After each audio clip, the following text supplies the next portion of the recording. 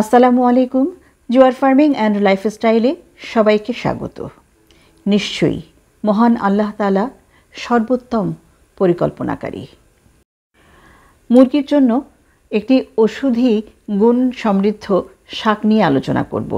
এটি শুধু মুরগির জন্যই না, পুরা পোলট্রি সেক্টর, মুরগি বলেন, হাঁস বলেন, কোয়েল বলেন, টার্কি বলেন, পুরা পোলট্রি সেক্টরের জন্য এটি অত্যন্ত গুরুত্বপূর্ণ একটি শাক এবং এটি কিন্তু খুব অবহেলায় বেড়ে ওঠে।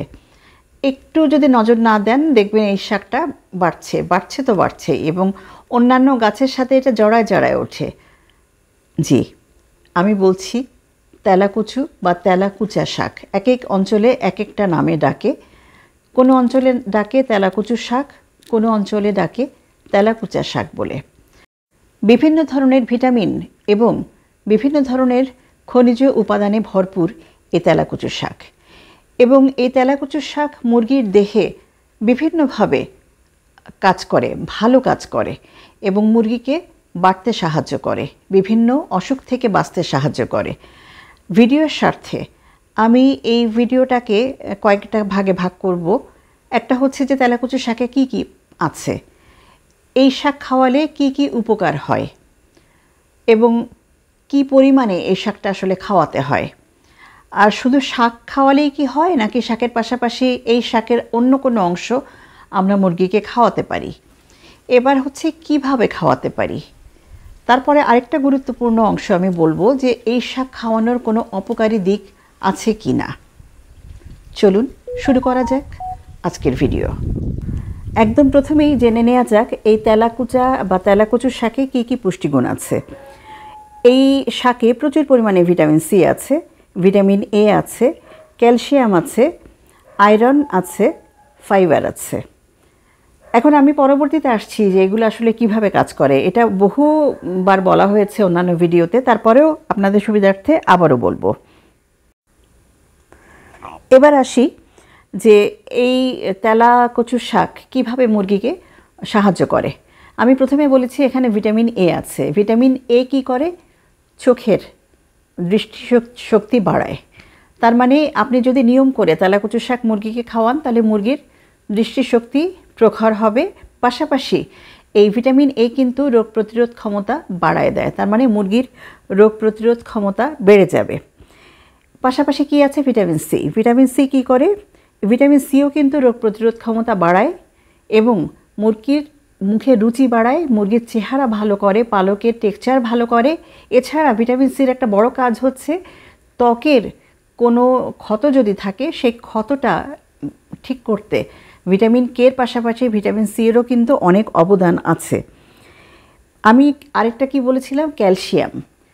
ক্যালসিয়াম কী করে এটা আমরা সবাই জানি। ক্যালসিয়ামের প্রথম কাজ হচ্ছে ডিমের উৎপাদন বাড়ায় দেওয়া, মানে উৎপাদন বাড়ায় দেওয়া। এছাড়াও মুরগির হাড় ভালো রাখে, হাড়গোড় মাংসপেশি মজবুত করে ক্যালসিয়াম। ক্যালসিয়ামের অভাব যদি আপনার ফ্লকে দেখা দেয়, আপনার খামারে থাকে, তাহলে আপনি খামার করতে পারবেন না, এক কথায় প্রকাশ। এখানে আয়রন আছে। আয়রন কি করে? রক্ত স্বল্পতার প্রতিরোধ করে। তার মানে মুরগির দেহে পর্যাপ্ত পরিমাণে রক্ত সাপ্লাই দেবে যদি আপনি এই তেলাকুচু শাক নিয়ম করে প্রতিনিয়ত খাওয়াতে থাকেন। এছাড়াও আছে ফাইবার। ফাইবার কি করে? মুরগির হজম প্রক্রিয়াটাকে ভালো করে। মুরগি সারাদিন যে খাবারটা খাচ্ছে সেই খাবারটাকে কিন্তু প্রপারলি হজম করাই হচ্ছে ফাইবার। হ্যাঁ, হজম করতে কি লাগে? মেটাবলিক সিস্টেমটাকে খুব বেশি জাগ্রত হওয়া লাগে, খুব বেশি উন্নত হওয়া লাগে। সেই মেটাবলিজম সিস্টেমটাকে এনহান্স করে এই ফাইবার। এই তেলাকুচু শাক যদি আমরা পরিমিত পরিমাণে সঠিক নিয়মে খাওয়াই তাহলে যে বয়সে মুরগির যে ওজন থাকার কথা সে ওজনটা থাকবে। তারপরে কি হবে? ডিমের উৎপাদন বাড়বে, সেটা তো বলাই হয়েছে। আর ওজন নিয়ন্ত্রণ করা একটা বড় ব্যাপার। প্রায় শোনা যায় যে আমার ফ্লকে বা আমার খামারে মুরগির শরীরে চর্বি জমে গেছে, ডিম পারছে না। তো তেলাকুচু শাক যেমন ওজনকে উন্নত করে, পাশাপাশি ওজনকে নিয়ন্ত্রণও করে, অর্থাৎ এক্সট্রা যে চর্বি সে চর্বিকে কিন্তু ব্যালেন্স করে এই তেলাকুচু শাক। তেলাকুচু শাকে এমন কিছু কম্পোনেন্ট আছে বা উপাদান আছে যেগুলো ওজনকে নিয়ন্ত্রণ করতে সাহায্য করে। এবার চলে আসি যে এই তেলাকুচু শাক খাওয়ালে কোনো অপকার আছে কি না বা এই শাকের কোনো অপকারিতা আছে কি না। তেলাকুচু শাকের আসলে সেইভাবে মেনশনেবল কোনো অপকারিতা নাই। তবে এই পাতা যদি বেশি পরিমাণে খাওয়ানো হয়, এই শাকটা যদি কেউ বেশি পরিমাণে খাওয়ায়, উনি যদি শাকের চাহিদা শুধু তেলাকুচু শাক থেকেই উনি নিয়ে নেন, তাহলে হবে কি বমি বমি ভাব লাগতে পারে। যেহেতু ফাইবার প্রচুর পরিমাণে আছে, এটা হজম করতে কিন্তু বেশি যদি খাওয়ান তাহলে হজম করতে সমস্যা হবে, সেই ক্ষেত্রে বমি বমি ভাব হতে পারে। এছাড়াও একটা সমস্যা আছে, সেটা হচ্ছে গ্যাসের সমস্যা হবে, অ্যাসিডিটি হবে, মুরগির পেটে অ্যাসিড জমবে। এছাড়াও কোনো কোনো ক্ষেত্রে এই তেলাকুচু শাক যদি বেশি পরিমাণে খাওয়ান তাহলে মুরগির শরীরে অ্যালার্জি দেখা দিতে পারে। সেটাও যদিও খুব রেয়ার, তারপরেও এটা দেখা যেতে পারে। এই কারণে আপনারা যখন দিবেন তখন সবসময় যেন খেয়াল রাখবেন যে মুরগির কোনো সমস্যা হচ্ছে কি না। এবার আসি যে এই শাকটা আসলে কতটুকুন পরিমাণে খাওয়াবেন। যেহেতু আপনি তো সারাদিন শাক খাওয়াবেন না, আপনি হয়তো সকালে ধান, চাল, কুড়া, ভুট্টা এগুলো খাওয়াচ্ছেন, হ্যাঁ, তারপর হচ্ছে দুপুরবেলাটা যে শাক সাধারণত আমরা মুরগিকে দেই, এবং সেই শাকের সাথে কিন্তু আরও কিছু শাক থাকে।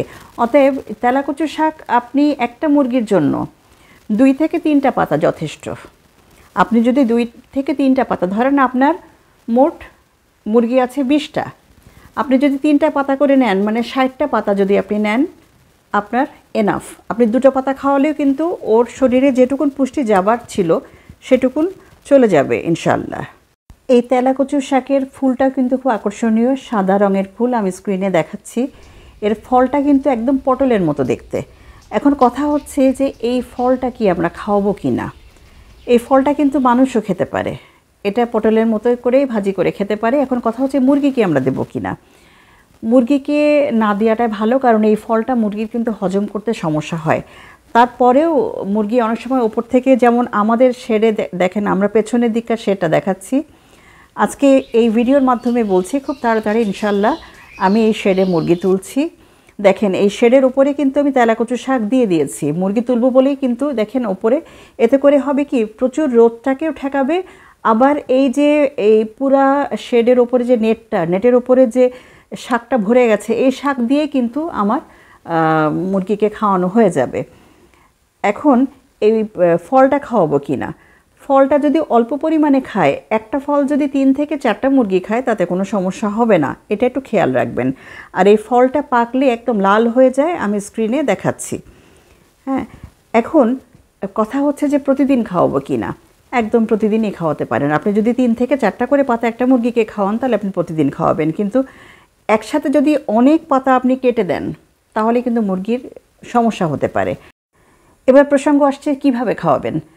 শাকটাকে কুচায় আপনি তার সাথে তুষকুড়া মিশাতে পারেন, বা একটু ভাতের মাড় দিয়ে তার মধ্যে তুষকুড়া মিশাই দিয়ে ওর মধ্যে শাকটাকে দিয়ে ছেড়ে দিতে পারেন, মুরগি ভালো খাবে।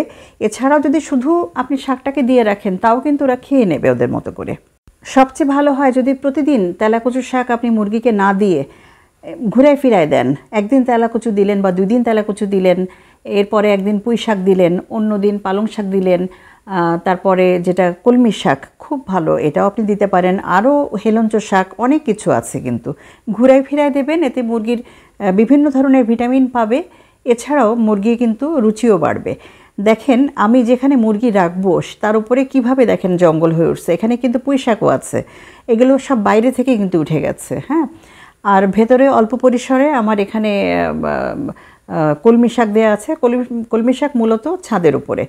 দেখেন আমি সেটাকে আবার দেখাচ্ছি, খুব তাড়াতাড়ি ইনশাআল্লাহ আল্লাহ চায় তো আমি মুরগি তুলব। তবে খুব বেশি তুলব না, যেহেতু আমার আসলে আমাকে হেল্প করার কেউ নাই, বাচ্চারা দেশের বাইরে থাকে, আমি একা, আমার হাত নষ্ট, আমার অনেক সমস্যা, ফিজিক্যাল প্রবলেম, আমার বোন অসুস্থ, আমার মন টানলে আমি চলে যাই। তো এইসব কারণে আমি আসলে ঠিক গোছায় খামার করতে পারছি না, সাহস করে উঠছি না।